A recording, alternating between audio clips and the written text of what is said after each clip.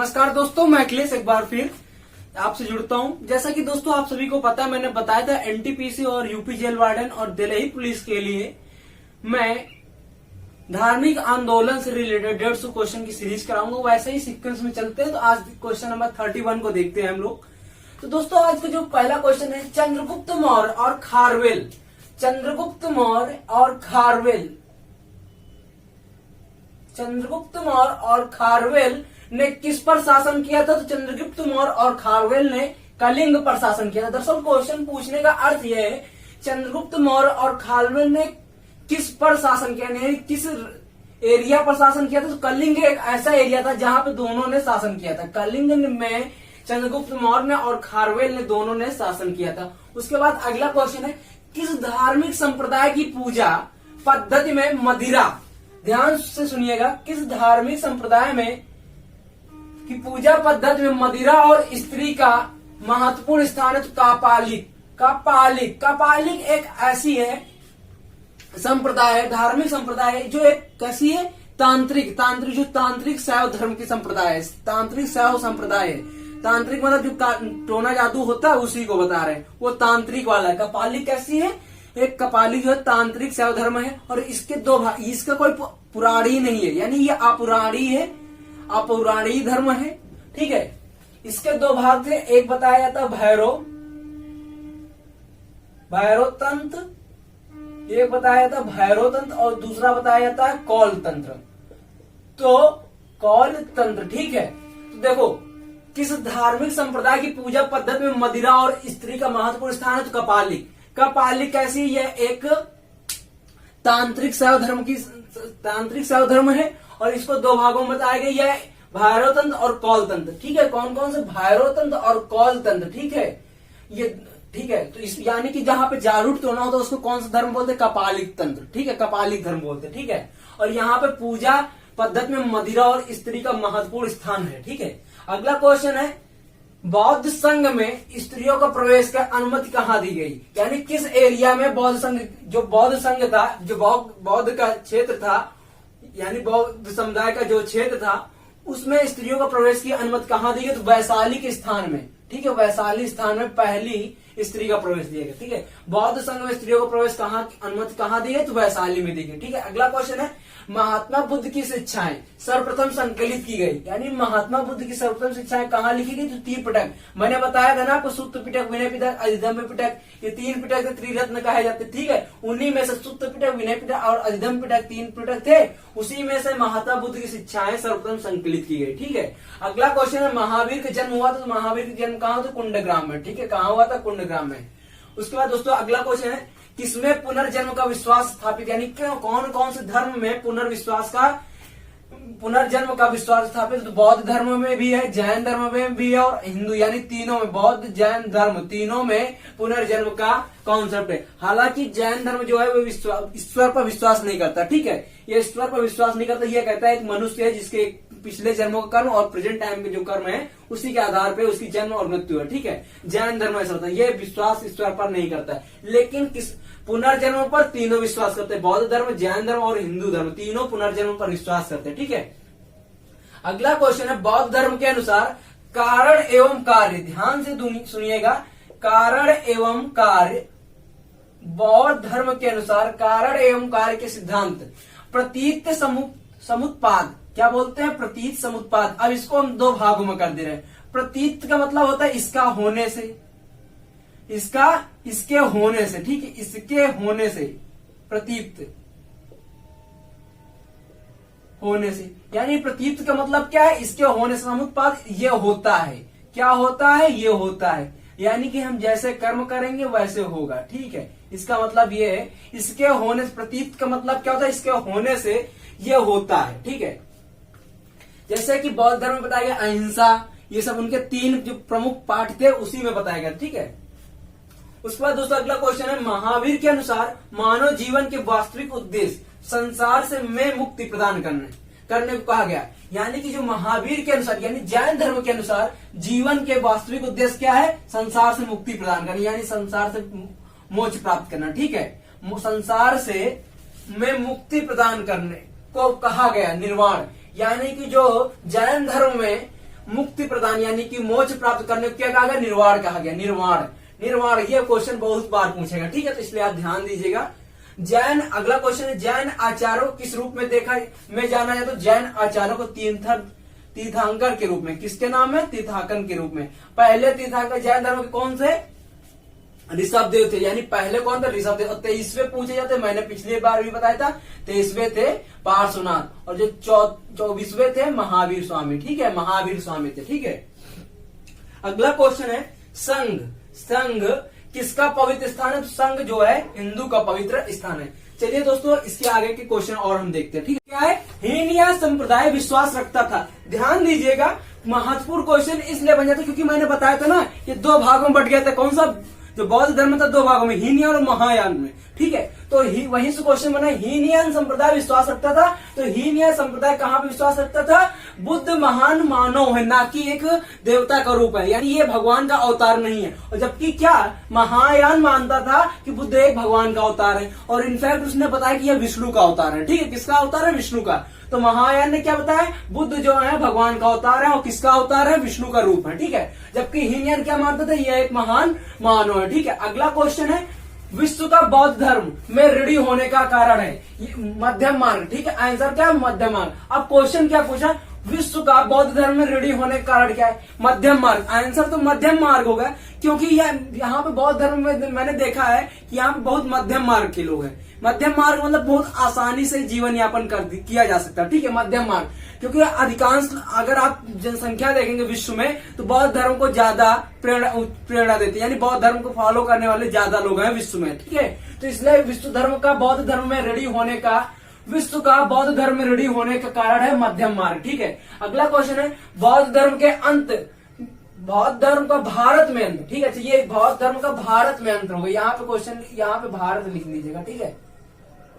बौद्ध धर्म का भारत में अंत का कारण है मठों में भ्रष्टाचार। जो बौद्ध धर्म के जो मठ थे, वहां पे भ्रष्टाचार जब हो गया, तब यहाँ पे बौद्ध धर्म का भारत में अंत हो गया, ठीक है। यही कारण है मठों में भ्रष्टाचार। और जबकि श्रीलंका में देखते हैं और दूसरे कई देशों में देखते हैं, ठीक है, वहां पे क्या, बौद्ध धर्म फॉलो करने वाले काफी लोग हैं, ठीक है। अगला क्वेश्चन है, पार्श्वनाथ की शिक्षा में महावीर ने क्या जोड़ा। पार्श्वनाथ की शिक्षा में महावीर ने क्या जोड़ा, ब्रह्मचर्य जोड़ा। ब्रह्मचर्य, अब क्या हुआ, 5 हुआ हो गया। पहला क्या था, सत्य, यानी सदा सत्य बोलो। दूसरा अहिंसा, यानी प्राणियों पर हिंसा ना करो, अहिंसा। तीसरा क्या था, अस्तेय, चोरी ना करो। और चौथा क्या था, सत्य, अहिंसा, अस्तेय, अपरिग्रह, ज्यादा धन, अपरग्रह, ज्यादा धन अर्जित न करो, यानी ज्यादा धन एकत्रित न करो। पहला कौन सा, सत्य, यानी सदा सत्य बोलो। दूसरा क्या था, अहिंसा, प्राणियों पर हिंसा न करो, यानी प्राणियों को मारो मत। और तीसरा क्या था, अस्तेय, अस्तेय मतलब यानी चोरी ना करो, ठीक है। और चौथा क्या था, अपरग्रह, अपरग्रह क्या था, यानी ज्यादा धन एकत्रित न करो। और पांचवा महावीर ने क्या जोड़ा, ब्रह्मचर्य। तो यानी जो 4 कॉन्सेप्ट दिया, सत्य, अहिंसा, अस्तेय, अपरिग्रह, ये किसने दिया, पार्श्वनाथ ने दिया, ठीक है। लेकिन उसी में 5वां किसने जोड़ दिया, ब्रह्मचर्य। और किसने जोड़ा, महावीर ने। तो पार्श्वनाथ की शिक्षा में महावीर ने जोड़ा, तो ब्रह्मचर्य जोड़ा। क्वेश्चन का आंसर ये। अब अगला क्वेश्चन है, श्वेतांबर एवं दिगंबर में अंतर का प्रमुख कारण है अनुशासन, अनुशासन एवं कठोरता भरा जीवन।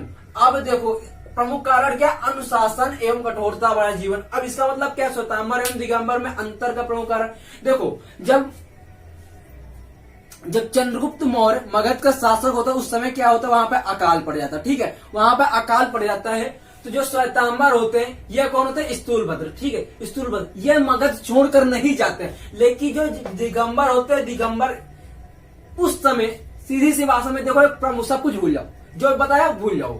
अब ये जानो, जब जैन धर्म मगध में शासक कौन होता है उस समय, चंद्रगुप्त मौर्य। आप सभी को पता, चंद्रगुप्त मौर्य किसको फॉलो करते हैं, जैन धर्म को। जैन धर्म को फॉलो करते हैं। उस समय के जैन धर्म को प्रमुख कौन था, भद्रभाव। भद्रभाव ही था जो जैन धर्म को प्रमुख था उस समय, ठीक है, जब मगध पे शासन अकाल पड़ता, ठीक है।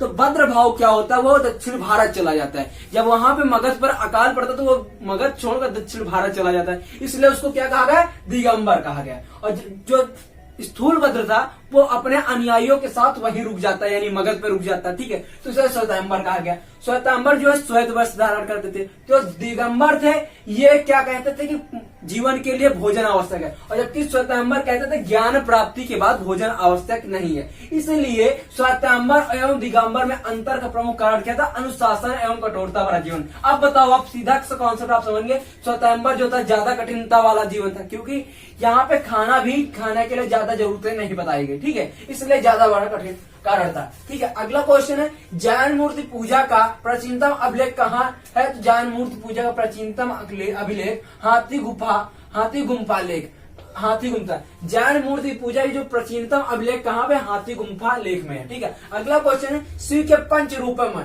कौन नहीं है? तो कामदेव नहीं है। कौन कौन है? ईशान है, ठीक है, पहला, दूसरा घोर है, तीसरा गणेश है, और चौथा क्या? कार्तिकेय है, और पांचवा तो शिव है ही है। ठीक है, तो ये शिव के पंच रूपों के में कौन नहीं है? तो कामदेव नहीं है। ठीक है, ईशान है, घोर है, गणेश है, कार्तिकेय, और पांचवा तो पंच है ही है। अगला क्वेश्चन है तृतीय बौद्ध संगीत कहाँ हुई थी? तृतीय बौद्ध संगीत पाटलिपुत्र में हुई थी। अगला क्वेश्चन महावीर स्वामी को किस स्थान पर ज्ञान प्राप्ति हुई? तो ऋजपालिका नदी के तट पर। आप सभी को पता महावीर स्वामी को कहाँ पे ज्ञान प्राप्ति हुई? ऋजपालिका नदी के तट पर। अगला क्वेश्चन, उसके बाद अगला क्वेश्चन देखिए जैन का आगम ग्रंथ। अच्छा, एक बात बता दो, जैन धर्म का जो ग्रंथ होता है उसको हम क्या कहते हैं? आगम कहते हैं। जैन धर्म के ग्रंथ को हम क्या कहते हैं? आगम कहते हैं। यानी जैन का आगम ग्रंथ कहाँ संकलित है, यानी कहाँ लिखा गया? वल्लभी में लिखा गया। लेकिन अगर क्वेश्चन ये पूछ ले जैन धर्म के ग्रंथ को क्या कहा जाता है? तो आगम कहा जाता है। ध्यान दीजिएगा, यहाँ से दो क्वेश्चन आपके तैयार हो जाएंगे। जैन धर्म के ग्रंथ को आगम कहा जाता है, जबकि जैन धर्म का ग्रंथ आगम कहाँ संकलित हो? तो वल्लभी में संकलित हुआ। चलिए, तो जो को दोस्तों आगे का देखते हैं। आगे क्या था? पशुपत संप्रदाय के संस्थापक कौन थे? लकुलिस। कौन थे? लकुलिस। पशुपत संप्रदाय के संस्थापक कौन थे? लकुलिस। पशुपत संप्रदाय है कौन? अभी जो कपालिक संप्रदाय बताया था, कपालिक संप्रदाय जो पहले क्वेश्चन में बता चुका हूं, कपालिक संप्रदाय जो जादू टोना पर विश्वास करता है, उसी को हम पशुपत संप्रदाय कहते हैं। यानी पशुपत संप्रदाय या कपालिक संप्रदाय दोनों एक ही के संस्थापक कौन है? लकुलिस। ठीक है, किस संप्रदाय में पंचम कारों का विधान है? तो कौल संप्रदाय में पंचम कारों का विधान है। अगला क्वेश्चन है भागवत धर्म में कितने प्रकार की भक्ति का उल्लेख है? तो भागवत धर्म में 9 प्रकार की भक्ति का उल्लेख है। अगला क्वेश्चन है जैन धर्म में संवर। ध्यान दीजिएगा, जैन धर्म में संवर का अर्थ है नए कर्म का प्रवाह रोक दिया जाए। जब नए कर्म जो कर्म करते हैं उनका प्रवाह रोक दिया जाए, इसी को क्या कहते हैं? संवर कहते हैं। यह बताया गया कि जो पिछले जैन धर्म में देखो बताया क्या गया, जो पिछले के कर्म थे उनको जीरो कर दो और जो नए हैं उनको भी जीरो कर दे। यानी कि तुम्हारा मूल जब जीरो हो जाएगा तभी तुम मोक्ष की प्राप्ति करोगे। तो क्या है? जैन धर्म में संवर का अर्थ है यानी नए कर्म का प्रवाह रोक दिया जाए। यानी कि जब आपका कर्म पूरा जीरो हो जाए, कर्म मतलब जितना कर्म कर रहे हो, किसी को अन्याय करो, ये सब इक्वल हो जाए, उसे को क्या कहते हैं? संवर कहते हैं। जैन धर्म में संवर का अर्थ है नए कर्म का प्रवाह रोक दिया जाए। ठीक है, अगला क्वेश्चन, ये महत्वपूर्ण क्वेश्चन 2018 जो एनटीपीसी हुआ था उसमें पूछा गया था क्वेश्चन। विष्णु की प्राचीनतम प्रतिमा कहाँ से प्राप्त है? तो विष्णु की प्राचीनतम प्रतिमा मथुरा से प्राप्त है। कहाँ से? मथुरा से प्राप्त है। ठीक है, मथुरा से प्राप्त है। मथुरा से कहाँ से प्राप्त है? मथुरा से प्राप्त है। ठीक है, अगला क्वेश्चन है अनेकांतवाद किसका विशेष लक्षण है? तो जैन धर्म का। ठीक है,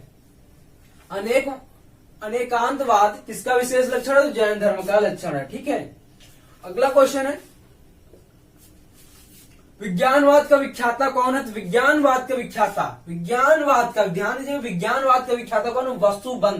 वसुबंध नाम है विज्ञानवाद के विख्याता। ठीक है, अगला क्वेश्चन है जैन धर्म किसमें विश्वास नहीं करता? तो जैन धर्म व्यूहवाद में। किसमें? व्यूहवाद में, यानी कि युद्ध पे विश्वास नहीं करता। जैन धर्म किसमें विश्वास नहीं करता? तो युद्ध पे, यानी व्यूहवाद में। वहां पर युद्ध लिख के नहीं आएगा, व्यूहवाद लिख के आएगा। यानी जैन धर्म किस पे विश्वास नहीं करता? व्यूहवाद पर विश्वास नहीं करता। अगला क्वेश्चन है जिस यवन का मतलब यहाँ पे व्यक्ति है, यवन का अर्थ होता है व्यक्ति, यानी जिस यवन ने बेसन नगर में गरुड़ ध्वज की स्थापना की उसका नाम क्या है? तो हेलियोडोरस। क्या नाम है? हेलियोडोरस। जिस यवन ने बेस नगर में गरुड़ ध्वज की स्थापना की उसका नाम क्या? तो ओडोरस। ठीक है, अगला क्वेश्चन है कौन अलवार संत नहीं था? तो कुलशेखर अलवार संत नहीं थे। अपर संबंध, ठीक है, अपर संबंध और वेकेंटर ये 3 अलवार संत के संत थे। अच्छा, यहाँ पे कौन संत नहीं थे, ये क्वेश्चन है। संत नहीं थे तो कुलशेखर नहीं थे। ये क्वेश्चन में कौन अलवार संत नहीं थे? कुलशेखर नहीं थे। ठीक है, थे तो कुलशेखर। और कौन कौन थे? अपर संबंध और वेकेंटर, ये क्या थे? अलवार संत थे। ठीक है, तो चलिए दोस्तों, ये हुए आपका सेकंड लेक्चर। अब आपको हम अगली सीट में ऐसे ही क्वेश्चन प्रोवाइड करेंगे। चलिए दोस्तों, आई होप ये स्पीक सेगमेंट आपको पसंद आएगा। अगर अच्छा लगे प्लीज दोस्तों लाइक करें, शेयर करें, सब्सक्राइब करें। चैनल को बिना सब्सक्राइब किए तो नहीं जाए। ठीक है, चलिए दोस्तों, गुड नाइट, जय हिंद दोस्तों, बाय बाय।